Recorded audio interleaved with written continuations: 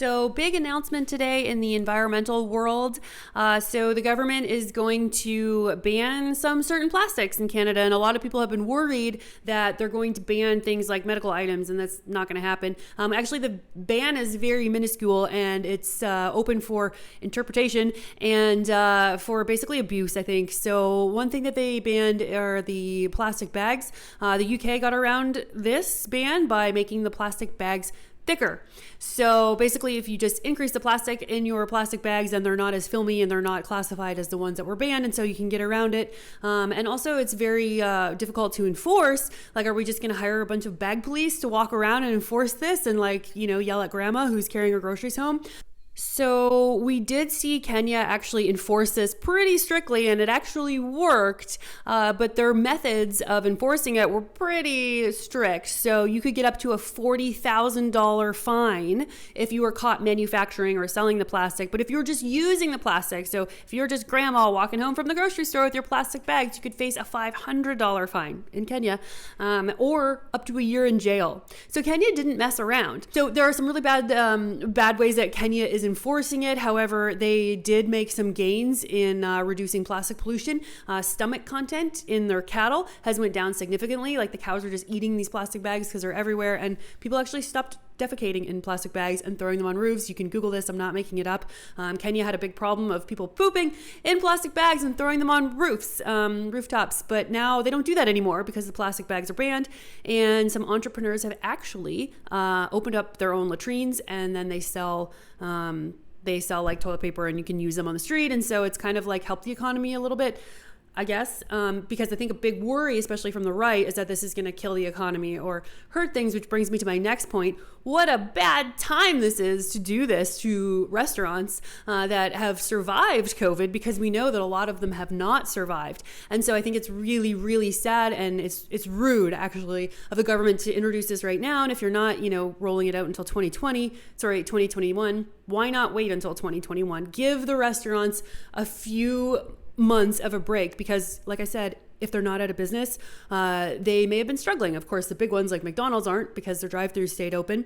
And that brings me to another point, that this is probably going to hurt the small like mom and pop businesses and restaurants that have been using plastic during the pandemic to have all this takeout, right? And so now it's like, oh, you survived as a restaurant, now we're going to make it even more difficult and give you more problems. I just don't think it's like a good time. So I'm kind of worried about like these bans just using like different alternatives. We call them trade-offs. So I'm not really a big fan of WWF Canada, because they did some sketchy stuff with paying certain politician people off. But WWF America is pretty legit. I got to sit down with 3 directors in Detroit last year and got to hear all about trade-offs, and they're actually concerned about this. So for example, let's say we ban plastic containers, and are we going to switch to paper or plastic bags, right? We used to see paper in the grocery store. Sometimes people would say paper or plastic. You might remember that if you're my age or older. The WWF, America, not Canada, is concerned that, are we going to cut down all our forests for paper bags if we switch from plastic, right? So there's a lot of trade-offs. And actually, if you're looking at a plastic cup and you want to switch to a bioplastic, we're coming out with an episode soon on my show about how bioplastic is actually, it could have toxins in it as well. And not only that, but if you put a bioplastic cup in the ocean, it doesn't go away really any faster than a plastic cup will, right? So it's such a solid bond. It's such a solid product that it doesn't biodegrade, which is what we think, right? I've been to a restaurant in Toronto that was advertising how green and awesome they are because they have these compostable containers for your food. But when I looked around, there were no compostable garbage bins to put them in.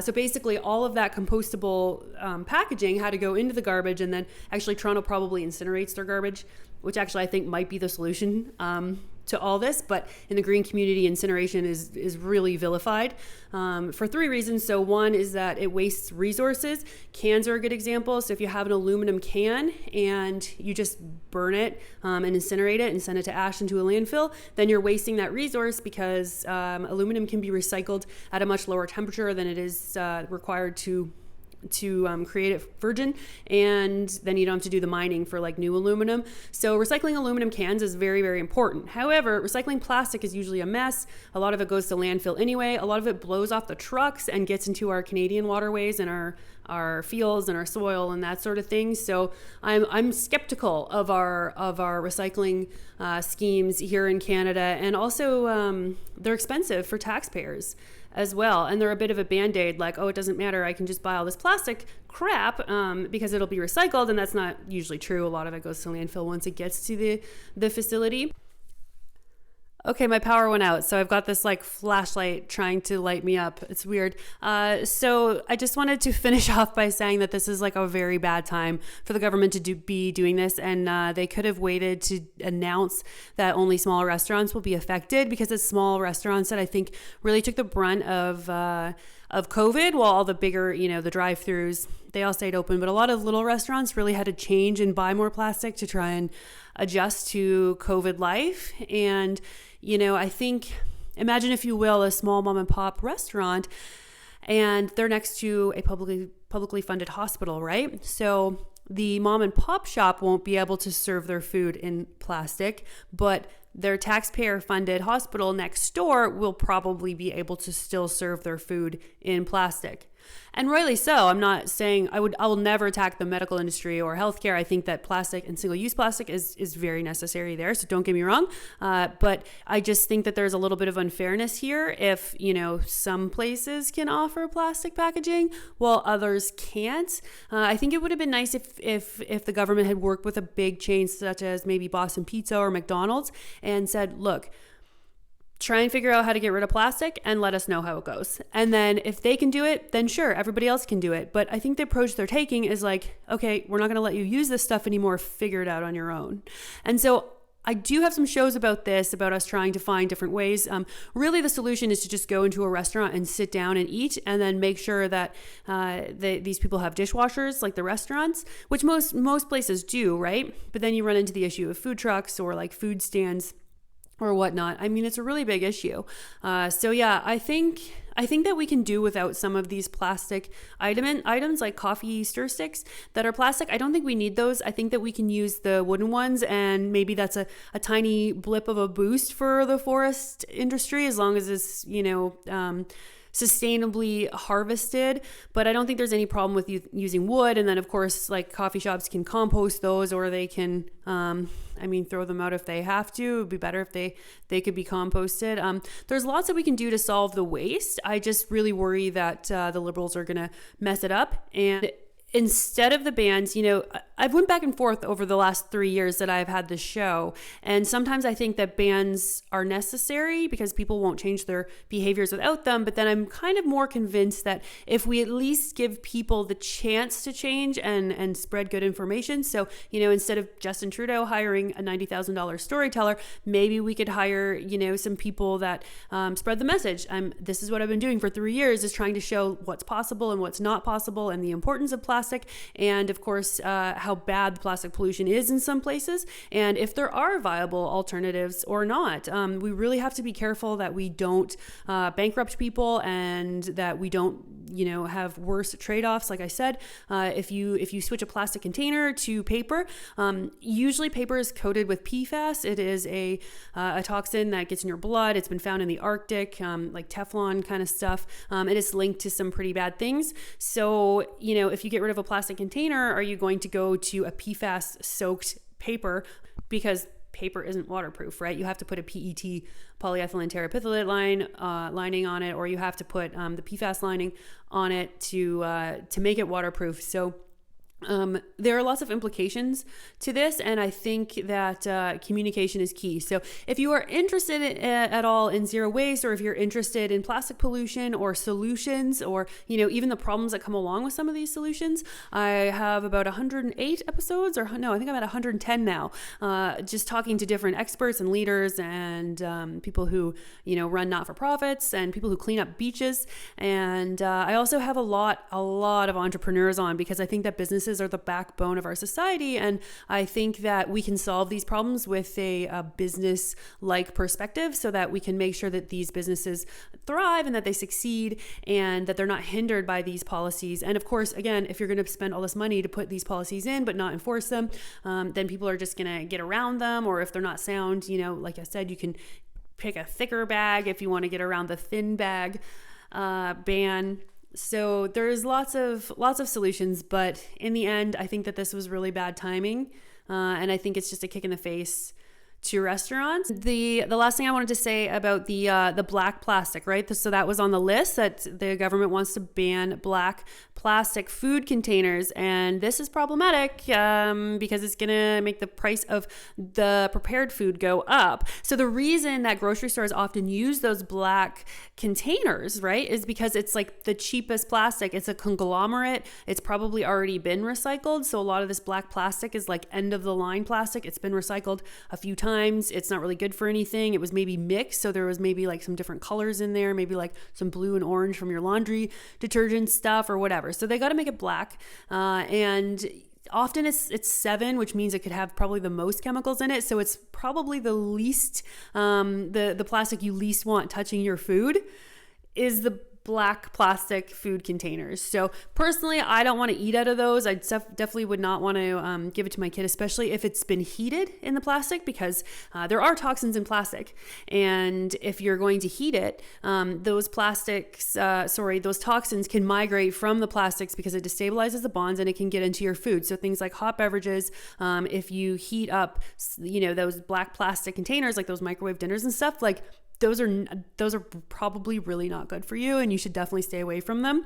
And the one thing that we really worry about is BPA, bisphenol A. It is a failed contraception from the 1940s. It was put on the shelf for a while, and then somebody found that it makes clear plastic rigid, and that it has use in the plastic industry, which is ridiculous. So we now have a failed birth control pill that's in pretty much all of us. It's very difficult to avoid. So there's an episode on that. It's called BPA in Our Diets. It features Lorna Harries. She is a scientist from University Exeter Medical School, and she did a test with teenagers in the UK, and they tried to eliminate BPA from their diets.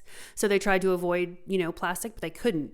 And here's the thing. So I know someone who makes spaghetti sauce, and they put it in jars and they sell it for like $8 a jar.